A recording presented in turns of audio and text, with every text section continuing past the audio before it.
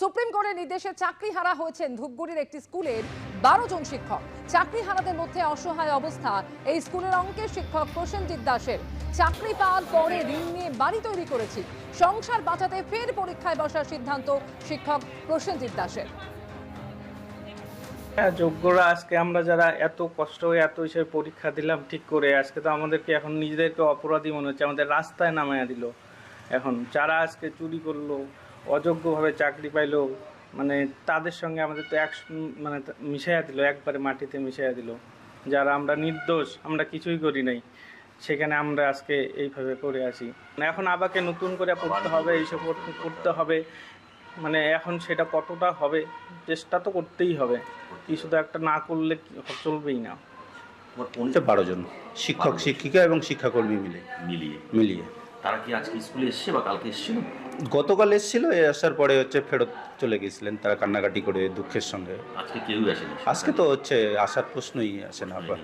Sir বলছি যে এই যে টিচারদের চাকরি চলে গেল, এতে এই মুহূর্তে পরীক্ষা চলছে সমস্ত স্কুলে, কতটা অসুবিধার সম্মুখীন হতে হচ্ছে আপনাদের টিচারদের?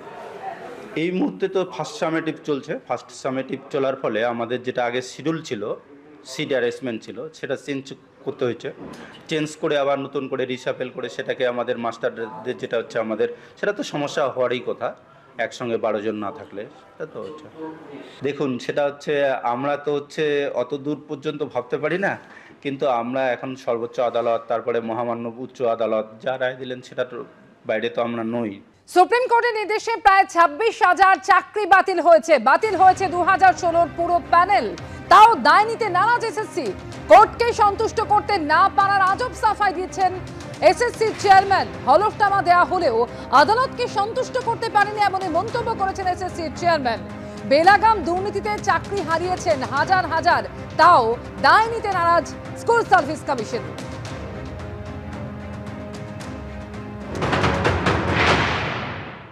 যোগ্য অযোগ্য যে পৃথকীকরণ করা সম্ভব হলো না, এর জন্য দায় কার? এটা আমি বলতে পারবো না। এটা না, আমি এটার কোনো জবাবই দেব না। আপনি কি কনফিডেন্ট যে এসএসসি যোগ্য এবং অযোগ্যের তালিকা জমা করেছিল কোর্টে এবং এটা নিয়ে আমি বলবো না, কারণ অলরেডি একটা রায় আমাদের হাতে আছে। আপনারা পড়ে নেবেন, এই কলকাতা হাইকোর্টের থেকে, মানে ডিভিশন বেঞ্চ থেকে 18ই ডিসেম্বর 2023, 20শে ডিসেম্বর 2023, 5ই জানুয়ারি 2023 এবং সুপ্রিম কোর্টের প্রত্যেকটা এভিডেভিট আপনারা এবং ফাইনাল নোটস অফ আর্গুমেন্ট সহ আপনারা পড়বেন। না পড়ে বা না হোমওয়ার্ক করে এই প্রশ্নগুলো আজকে করবার আর কোনো মানে নেই। তাতে আমি সন্তুষ্ট করতে পারিনি, সেটা অন্য প্রশ্ন। এসএসসি চেয়ারম্যান সিদ্ধার্থ মজুমদার বলছেন যে হলফনামা দেওয়া হয়েছে কিন্তু আদালতকে সন্তুষ্ট করা যায়নি। এসএসসি চেয়ারম্যানের বক্তব্য নিয়ে চাকরি হারারা কি বলছেন শুনুন।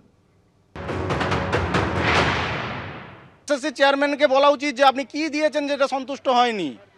একটা বিচারপতি সন্তুষ্ট হয়নি, আপনি কি ডেটা দিয়েছেন? এসএসসি কে চেয়ারম্যানের সাথে যখন আমরা বারংবার দেখা করতে গেছি, 5 বার থেকে 6 বার, আমরা শুধু একটা কথাই বলেছি, আপনি যে বলুন যে এইগুলো অযোগ্য আর এগুলো যোগ্য, আপনি যোগ্যদের লিস্টটা দিন। উনি বলেছে আমি বলতে পারবো না যোগ্য কারা। উনি অযোগ্য কারা বলতে পারছেন, উনি যোগ্য কারা বলতে পারছেন না। তাহলে উনি যদি বলতে পারছেন না কারা অযোগ্য, আমি বলতে পারবো না, তাহলে আপনি চেয়ারে বসে আছেন কেন? এসএসসি চেয়ারম্যান সিদ্ধার্থ মজুমদার যে কথা বলছেন, কার্যত একই সুর শোনা গেছে শিক্ষামন্ত্রীর মুখেও। টেন্টেড এবং আনটেন্টেড, সেটা তো এসএসসির দেওয়া তথ্য পরিসংখ্যান, তার ভিত্তিতেই বলা হচ্ছে। তাহলে আপনারা যেটা বলছেন যে যোগ্য বা অযোগ্য এসএসসি ভাগ করতে পারেনি, তা নয়। হয়তো বলতে পারেন তাতে কোর্ট সম্পূর্ণত, কোর্ট সেটা বলেওছেন মাননীয়, যে তারা সন্তুষ্ট হচ্ছেন না। কিন্তু যোগ্য অযোগ্যের একটা ভাগাভাগি নিশ্চিতভাবে প্রধান বিচারপতির রায়ের পর আমরা বুঝতে পারছি, এবং যারা যোগ্য এবং বঞ্চিত তাদের একটা মানবিক দৃষ্টিভঙ্গি যাতে সব তরফ থেকে বেরোয়, আমি সেই আবেদনও এই সূত্রে করব। 26,000 লোক পথে বসে গেলেন, কিছুই জানতেন না শিক্ষামন্ত্রী। ব্রাত্য বসুকে আক্রমণ করেছেন দিলীপ ঘোষ। পাশে থেকেছেন, কোথায় থেকেছেন? 26,000 লোক রাস্তায় বসে গেল, কার দোষ? শিক্ষামন্ত্রীর দোষ নয়।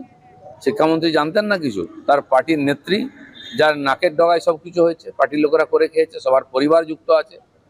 তো সেই জন্য জানেন না এরকম নাই, এই মিষ্টি মিষ্টি কথা বলে এড়িয়ে যাচ্ছেন, পুরো দায়িত্ব ওনার আছে।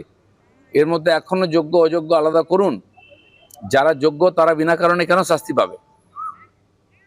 সুপ্রিম কোর্টের নির্দেশে 2016 সালের এসএসসির 25,752 জনের চাকরি বাতিল হয়েছে।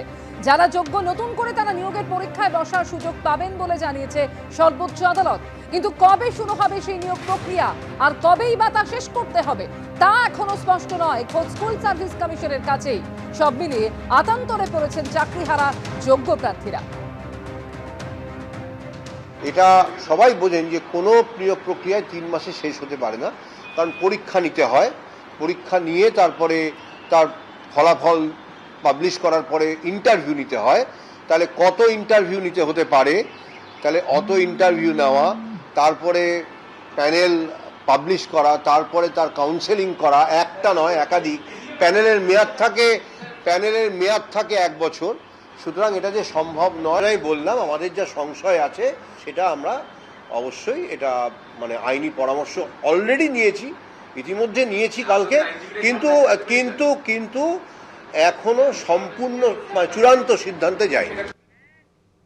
সুপ্রিম কোর্ট 3 মাসের সময় এর কথা বলেছে এই নিয়োগ প্রক্রিয়া নিয়ে। আর এই নিয়ে মুখ্যমন্ত্রী মমতা বন্দ্যোপাধ্যায় কি বলেছেন রাখবো আপনাদের সামনে। অলরেডি এডুকেশন মিনিস্টারকে বলেছি যে স্কুল সার্ভিস কমিশন, যেটা অটোনমাস অর্গানাইজেশন, তাদের আমাদের ফিলিংসটা জানাতে, what they will do it is their decision, but আমাদের ফিলিংসটা জানাতে যে 3 মাস যখন কোর্ট টাইম দিয়েছে, 3 মাসের মধ্যেই প্রসেস করে কোর্টের ভার্ডিক্ট মেনেই যে 25,000কে বাতিল করা হয়েছে তাদের, এবং সেই সময় যারা অ্যাপ্লাই করেছিল, এটা 2016 কেস সম্ভবত, সেটা এসএসসি যা ভালো বুঝবে, ইটস অটোনমাস অর্গানাইজেশন তাদের মতো করে করবে। অর্থাৎ মুখ্যমন্ত্রী মমতা বন্দ্যোপাধ্যায় বলছেন যে সুপ্রিম কোর্টের নির্দেশ মতো 3 মাসের মধ্যেই প্রসেস হবে। আর এই নিয়ে দিলীপ ঘোষ কি বলেছেন রাখবো আপনাদের সামনে। এই সরকার 15 বছর ধরে চাকরি নিচ্ছে, রিক্রুটমেন্ট হচ্ছে না, কেন ঝুলিয়ে রেখেছে? 60,000 চাকরি দেবো, 1 লক্ষ চাকরি দেবো, ডবল চাকরি দেবো, এই ডায়লগ শুনে এসছে। কতজনের অ্যাপয়েন্টমেন্ট হচ্ছে? আগেরগুলো বলছে ও তো সিপিএম আমল হয়েছে, আমরা করবো না, তাহলে আপনারা কি করবেন? আর যেটা করেছেন পুরো উল্টো করেছেন, দুর্নীতি করে ছেলে মেয়েদের ভবিষ্যৎ নষ্ট করেছেন, শিক্ষা বিভাগের ভবিষ্যৎ নষ্ট করেছেন। এর দায় নিতে হবে।